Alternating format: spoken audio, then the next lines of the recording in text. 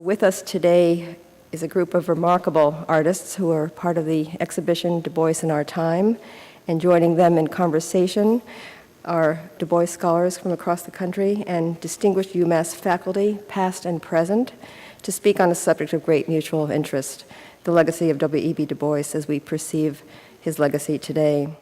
It is a great honor and privilege to welcome Dr. Janetta Cole back to campus. My sisters and my brothers all, good morning. So to all of the faculty, students, staff, administrators, and townspeople who struggle to make sure that this university would always be inextricably tied to the legacy of Dr. Du Bois, let us give praise and thanks. Gonna start this session now. State of freedom. Du Bois, the literary man.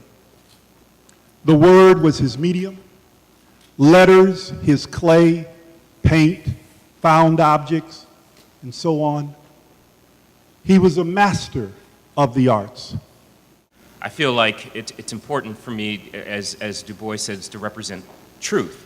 I'm riffing off of that and trying to understand, well, what is my truth?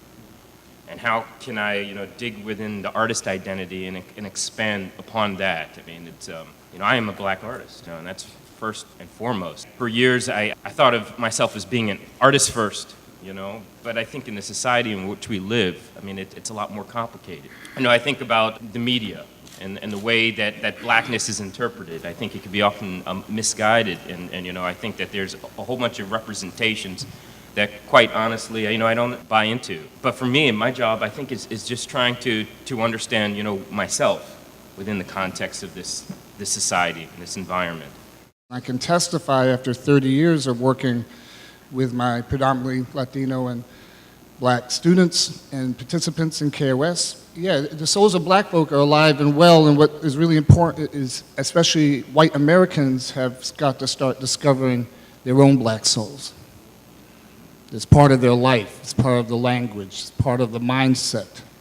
Instead of constantly avoiding it, or being polite about it, or not even acknowledging the amazing influence that black folk have on our life.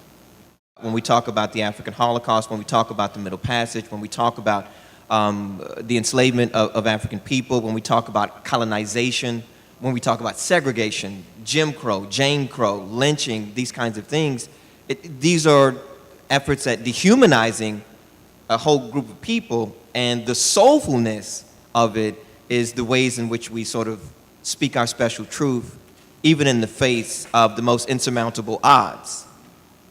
That's soulful. And in that sense, I think we see glimpses of, if you will, the resilience of the human spirit, not simply, obviously, in the African world, but Du Bois was allowing us to make connections with other parts of the world, hence Du Bois as a revolutionary humanist. I absolutely believe that we have major responsibility. That is the burden that I carry. That is the burden that I want. Right? That I don't want to shuck that responsibility, right? That he opened up this path for us to walk on. That's where I plan to walk. I knew that if I didn't speak to these inequalities and injustices, that no one else would. And so, in the vein of Gordon Parks, I began to use my camera as a weapon to fight back against all the things I don't like about America, which is poverty, discrimination, and racism. That's my job as an artist, is to question these things, make photographs that raise a critical awareness to these things, and as a social activist, to use my work to amplify the voices and perspectives of the people who have been marginalized and silenced. I joined the Du Bois department from the Institute of Pan-African Culture, which was Archie Shepp, Max Roach, Diane Ramos, Paul Carter Harrison in theater, and myself as a visual. So we had two musicians, a theater person, a dancer, great dancer. And our charge was to deal with the 21st century Black aesthetic.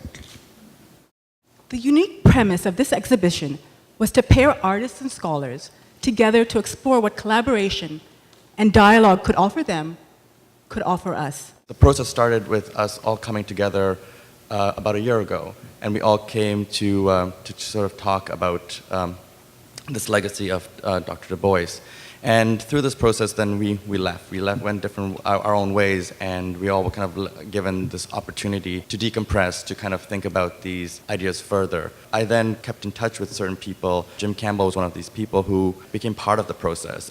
We had a number of conversations where we just sort of fleshed out ideas. I think early on in my process, I was really curious about the notion and definition of socialism for Dr. Du Bois and how that manifested in his work. And so these are the kind of questions that I was asking, and through my conversations with Jim, we kind of had these discussions, and I think that was really important, really fruitful.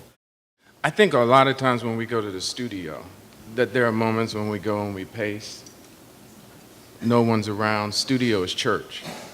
Studio is where we solve problems. When I think about Du Bois, I think about him as like a deity.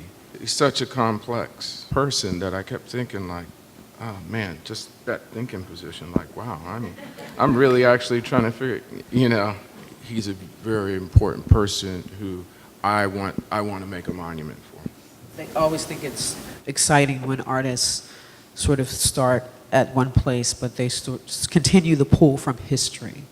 As you're making your work, you're going back and pulling from history and sort of nudging it and subtly making this gesture, sort of reference that relates to the work. There's a title that I use often in relation to my work, which is cut and paste. As a child, I moved to Nigeria as a 5-year-old. I was kind of cut out of West Africa and pasted into Europe. There is this kind of duality to me as a person of the African diaspora and in general in my practice that is to do with that incision, that incising from one part of the world to another. And that's something that really interests me, sort of how people move around the world, what they take with them, what they leave behind. Maybe that's something to do with the way that I work. My work is nearly always gone at the end of an exhibition. If you can't carry it, you leave it. You carry it in your head, you carry it in your heart. We today truly are standing on the shoulders of a giant, and the view dwarfs our feeble comprehension.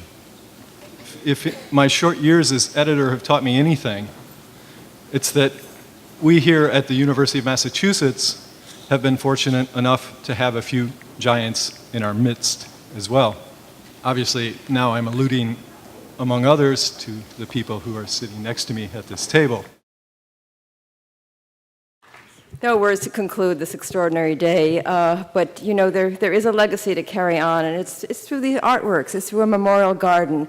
It's to keep the artworks and these artists here, not only in the collective memory through the videotaping, through an exhibition catalog, but to acquire art objects and to have the art part of our research study collection, and so not to let the visual disappear in this collective dialogue. I would love to see the conversation continue on our website. We really invite everybody to say something about this and give ideas, not only in this room, but really from everywhere.